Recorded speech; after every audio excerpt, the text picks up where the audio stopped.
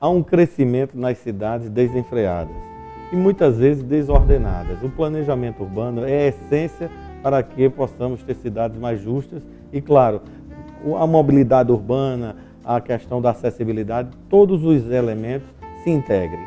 Eu estou aqui em estúdio com Breno Grise, mestre, doutor e pós-doutor na Inglaterra. Breno, é um prazer estar aqui. E eu digo a você que uma pessoa que, além de ser professor, participa efetivamente da cadeia produtiva com seus projetos. O que é um planejamento urbano para que um prefeito ou cidadão possa entender? Bom, eu iniciaria invertendo o título que deu motivo a essa nossa conversa, que se fala muito em planejamento urbano e meio ambiente. Eu prefiro dizer ao contrário, meio ambiente e planejamento urbano. Ou seja, é preciso se observar muito bem, se conhecer o ambiente em que se vive para ali se promover modificações.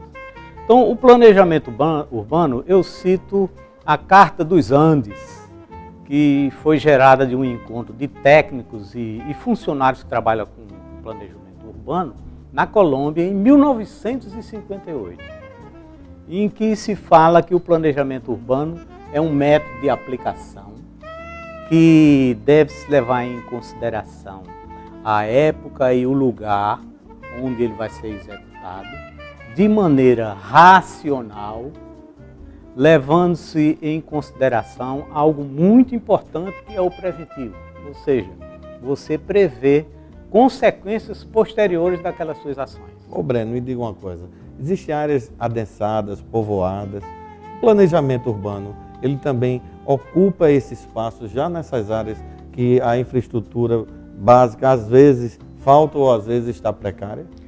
No Brasil nós temos algumas curiosidades. A gente fala planejamento urbano como uma coisa muito geral, como se aplicasse absolutamente tudo. Mas na verdade, quando se vai ocupar áreas que já estão com essa densidade que você mencionou, não é muito correto a gente falar em planejamento urbano, mas sim em remediação urbana. E isto tem sido uma prática em muitas cidades brasileiras, infelizmente. Partir de um plano zero, aí seria realmente o planejamento urbano, como foi Brasília.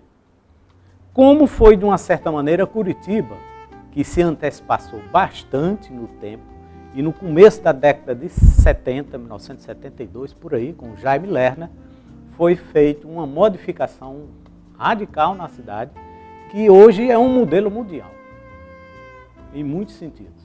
Breno, me diga uma coisa, a gente sabe que a sociedade civil como um todo, às vezes passa distante de entender um plano diretor, de entender qual a sua participação na mobilidade urbana, ele deve fazer o seu papel para a calçada que pensa que é pública e não é pública. Quem são os atores para esse planejamento da cidade, para esse desenvolvimento, principalmente no mercado imobiliário?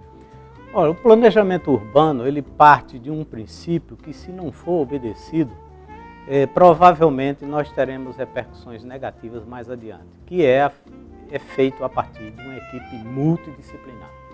Então nós temos arquitetos urbanistas, nós temos geógrafos, ecólogos, engenheiros de vários tipos, engenheiro sanitarista, engenheiro civil, engenheiro eletricista, hidráulico.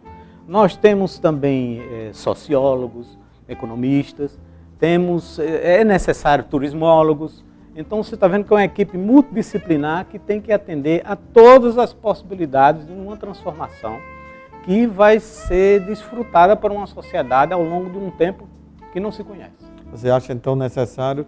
É necessário que a equipe seja multidisciplinar. E que, por exemplo, a participação do Poder Legislativo, seja municipal Perfeito. Ou estadual, fazer as audiências públicas. Fazer as audiências públicas, e nós não podemos esquecer as representações de classe, como, por exemplo, também a Defesa Civil, como os sindicatos, órgãos de classe, tudo isso daí deve ser envolvido no processo.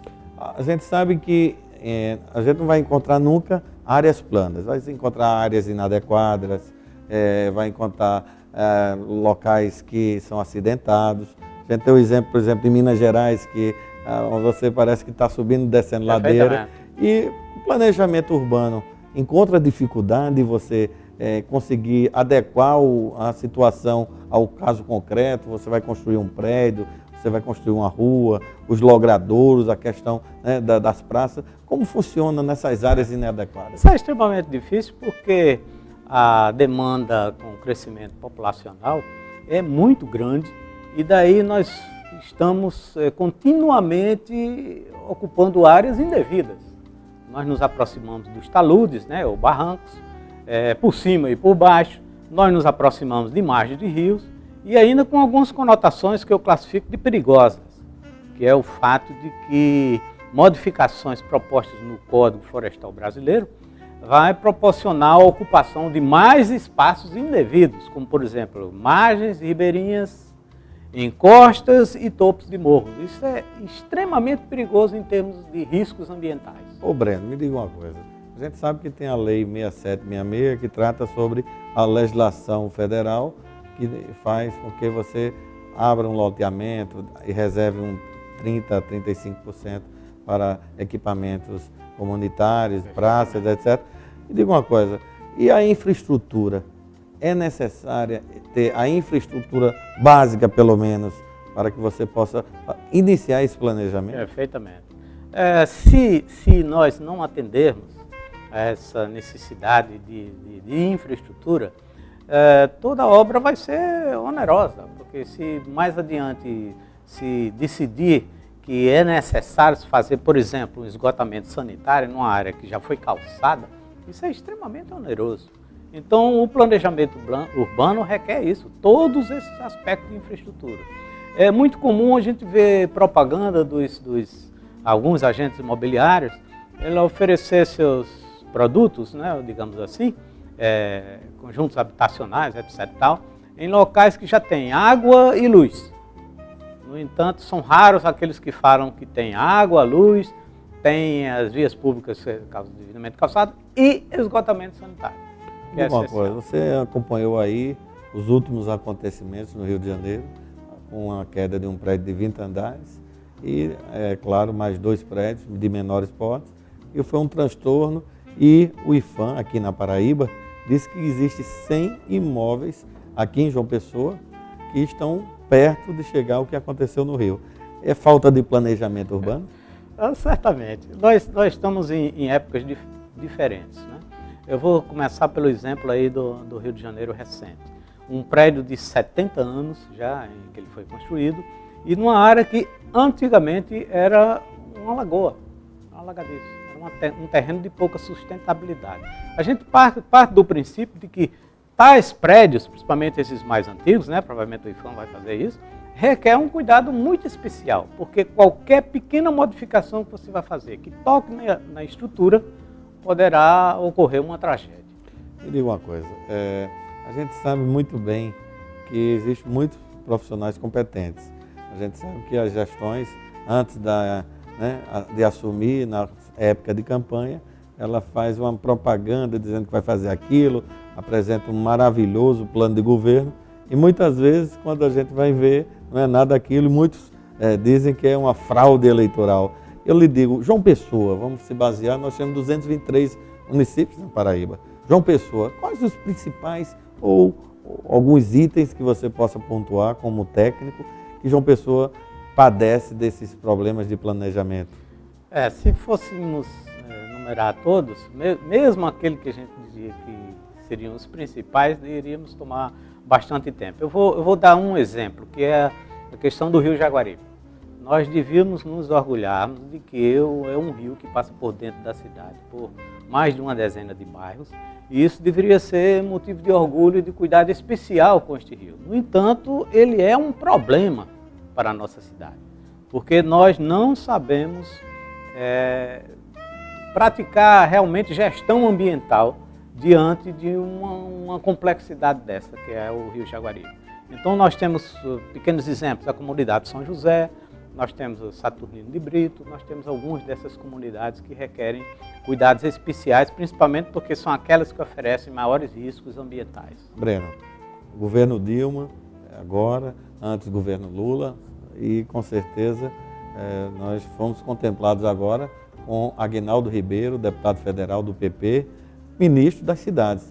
algo muito importante. Eu tive a oportunidade de passar 4 anos no Ministério da Cidade, o então ministro Olívio Dutra, foi o começo de tudo, do governo Lula, e trata muito bem o Ministério da Cidade de 4 elementos super importantes: desenvolvimento urbano, habitação, saneamento ambiental e, claro, a mobilidade urbana, que é o transporte.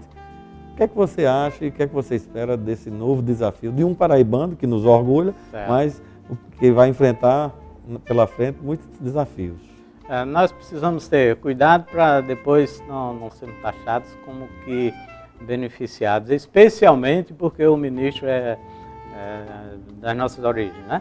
Mas João Pessoa é uma cidade que cresceu muito e vem crescendo, vem adquirindo uma melhor presença aqui na região Nordeste em termos de turismo, e daí ela precisa de muitos cuidados que implica em financiamento.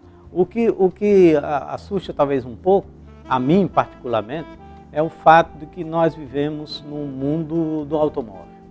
Então, eu espero ainda que haja uma mudança de priorização com relação à questão da nossa mobilidade, porque a tendência é de que a preocupação venha a partir da pressão, que é de uma certa maneira natural, que é o segmento dominante, que é o do automóvel.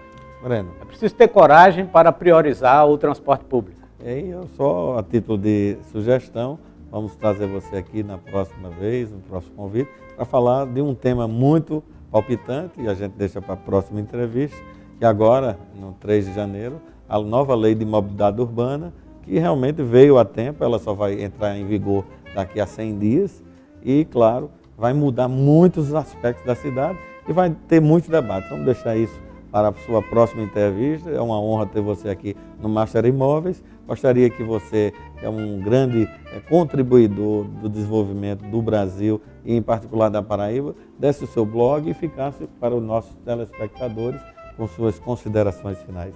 Eu dou um destaque nas considerações finais a uma espécie de conselho aos planejadores urbanos, é que priorizem o ser humano em todas as suas projeções. E o meu blog é uma extensão um pouco e complementação da sala de aula. Eu trato de assuntos da relação do meio urbano com o meio ambiente. É www.ecologiaemfoco.blogspot.com. Conversei com o professor da Universidade Federal da Paraíba, Breno Grise.